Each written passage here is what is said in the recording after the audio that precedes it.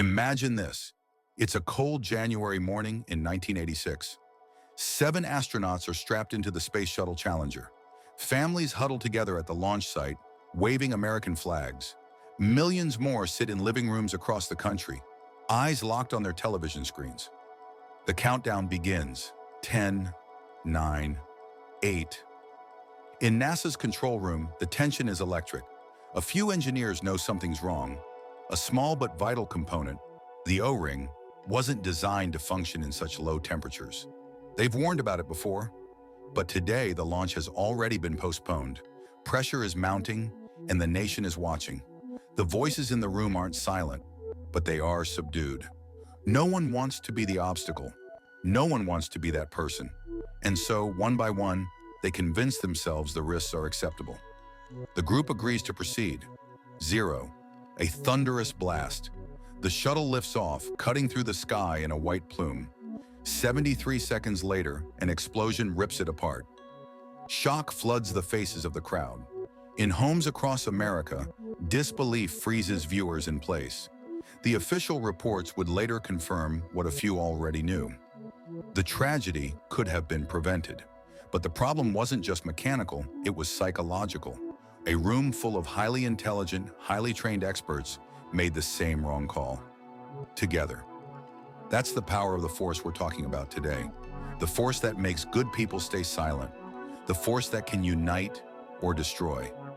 And the real question is this: if you had been in that room, would you have spoken up? Here's the unsettling truth. The same invisible force that played out in NASA's control room is influencing you, right now, in ways you might never have guessed. In the next few minutes, we're going to pull back the curtain on something psychologists call groupthink, a strange and powerful mental phenomenon that can make a room full of intelligent, capable people collectively wrong. It doesn't matter how smart you are, how independent you think your opinions are, or how much you pride yourself on thinking for yourself. When groupthink is at work, it can quietly rewrite your decisions without you even realizing it. We're going to dig into why this happens, why humans have a deep, ancient urge to follow the crowd, how our brains reward conformity and punish dissent, and why that survival mechanism from thousands of years ago can lead to disaster in the modern world.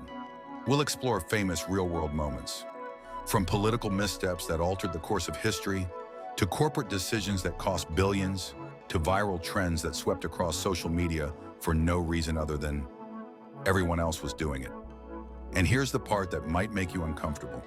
The same mental patterns that cause those colossal mistakes are the ones guiding your choices in day-to-day life. Which phone you buy, which show you watch, which opinions you agree with online. But here's the twist. Groupthink isn't always the villain. In fact, without it, human civilization might not even exist. It's the glue that allows armies to move as one, that keeps teams united under pressure, that helps communities act fast in times of crisis. The danger comes when that glue becomes cement, when questioning the group stops feeling like an option. By the end of this video, you'll know how to spot groupthink in action, in your workplace, your friend group, your social media feed. And more importantly, you'll know how to push back when it's steering you toward the wrong choice. Picture this. You step into a crowded elevator. Everyone inside is facing the back wall, not the doors. No one says a word. You know it's odd, but within seconds, without even thinking, you turn to face the back too. Or maybe you've scrolled through a playlist, skipped over a song a dozen times, until you see it suddenly climbing the charts. Now somehow it's worth a listen. You hit play, or think about the last time you ordered at a restaurant. You were eyeing the burger, but when your friends all went for the salad, you nodded and said, "Same for me." In moments like these, it feels harmless, trivial, but underneath, something ancient is at work. Your brain is constantly scanning for social cues, picking up on what the group is doing and subtly nudging you to match it. Not because you're weak-minded, not because you can't decide for yourself, but because for most of human history, sticking with the group was the difference between survival and being left behind. The instinct is so powerful that it can override your senses. In classic psychology experiments, People were shown two lines of completely different lengths, and when everyone else in the room said they were the same, many participants agreed, even though their eyes told them otherwise. That's not logic, that's biology. And here's the thing, most of the time, following the crowd feels safe. It's comfortable. It means you belong. But what happens when the crowd is wrong? When staying silent or going along carries a cost far greater than a bad song choice or a side salad. That's when this survival mechanism reveals its darker side and where groupthink takes hold. The term groupthink was coined in the early 1970s by psychologist Irving Janis, who studied how cohesive groups can make disastrously bad decisions. At its core, groupthink happens when the desire for harmony, for everyone to agree, becomes stronger than the desire to be right. Here's how it works. In a tight-knit group, dissent starts to feel dangerous. No one wants to rock the boat, to be labeled negative or difficult. Slowly, disagreement disappears. People begin to self-censor, holding back thoughts that might cause friction. The group starts to believe it's unanimous, not because everyone truly agrees, but because the dissenters have gone silent. That's called the illusion of unanimity. Add in a few more ingredients: a strong leader with a clear preference, pressure to make a quick decision, the belief that the group is inherently smarter or more moral than outsiders, and you've got a perfect recipe for collective error. The members aren't thinking less because they're unintelligent. They're thinking less because the group makes them feel safe. Biologically, the brain rewards this. When we agree with the group, we get little hits of dopamine, the same chemical that lights up when we eat, laugh, or win. Social approval feels good. Rejection? That triggers the amygdala, the part of the brain linked to fear and pain. To your nervous system, being excluded from the group can feel almost like physical danger. And here's the most unsettling part. When you're in the middle of it, groupthink doesn't look like a mistake. It looks like agreement. It feels like unity. And that's what makes it so dangerous. Why can't we resist the crowd? The answer starts tens of thousands of years ago, long before offices, smartphones, or even language as we know it. Back then, survival depended on your tribe. Being part of the group meant protection from predators, help in finding food, and care when you were sick or injured. Alone, you were vulnerable. Together, you had a fighting chance. Our brains evolved in that environment. Conforming to the group wasn't just polite, it was a survival strategy. Those who fit in were more likely to live long enough to pass on their genes. Those who strayed too far from the group's norms, they were often left behind. Over time, the instinct to follow the crowd became baked into our wiring. Fast forward to today, and that same instinct is still running. Only now, instead of keeping us safe from wild animals, it's guiding which shoes we buy, which memes we share, and which opinions we adopt. The stakes may feel lower, but the machinery is the same. And here's where things get tricky. In modern life, our tribes aren't just the people we physically live with.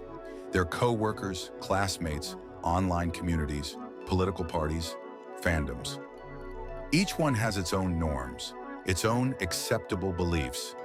When you step outside those lines, you risk social pushback, disapproval, ridicule, or even exile from the group. Your brain treats that social threat almost the same way it would have treated danger in the wild. Social media supercharges this. The instant feedback, likes, shares, comments, acts like a digital reward system for conformity. The more you align with your group's views, the more approval you get. Speak out against the group, and that approval can vanish overnight. The amygdala notices, the dopamine dries up, and suddenly staying quiet feels a lot safer. But here's the paradox. This instinct that once kept us alive can now lead us straight into disaster. Because when everyone's looking at each other for cues and no one's willing to break ranks, bad ideas can spread like wildfire. And that raises a critical question. If we're wired to conform, can we ever truly break free from the pull of the crowd? Breaking free from groupthink isn't about rejecting every consensus or becoming a contrarian for the sake of it.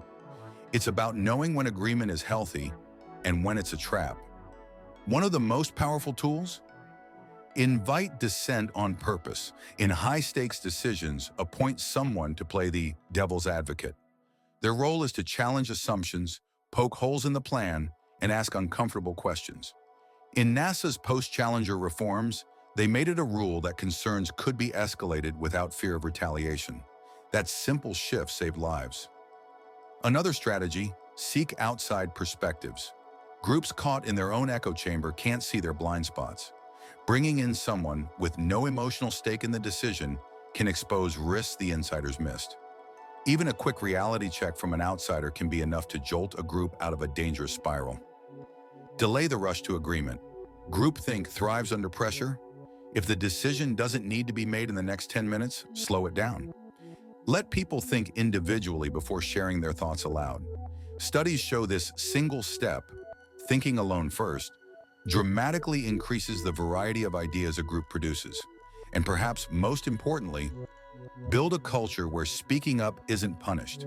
This sounds obvious, but in practice, it's rare. If people see that disagreement gets mocked or ignored, they'll stop offering it.